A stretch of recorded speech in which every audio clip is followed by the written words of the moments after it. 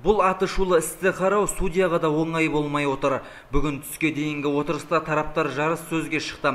Сот залына бақ өкілдері қатыстырылғанмен бейне таспаға түсіруге қарсылық танытқандар болды.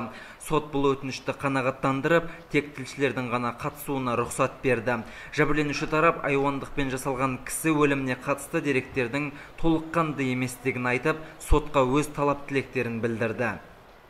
Біздің ойлағанымыз сол Нарметовті көмектескен адам кім, пышақ сұққан адам кім, нақты дәлелдеп, қосымша адамдарын тауып, сосын әділ шешім үкімін шығарсын деп едік.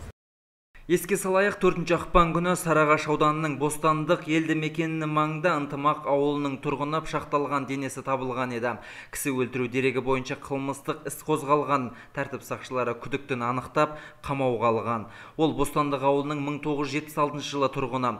Ұсталған азамат марқұмның жалға алып жүрген жылыжайына қатысты келіспеушіліктердің соңы өлімге әкеп тірегенін мойындап отыр. Қанды оқиғаға тиісті жаза тағайындаған судья өзінің үкімін оқыды. 392 бабының 1 бөлігінде қарастырылған қылмыс белгілерімен кінәлі деп танылсын.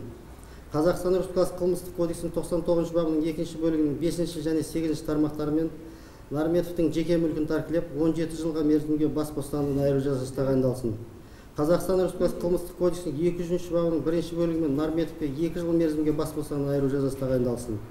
Қазақстан Республикасы қылмыстық кодексінің 392 бабының 1 бөлігімен Нарметовке 1 жыл мерзімге бас бостандығынан айыру жазасы тағайындалсын.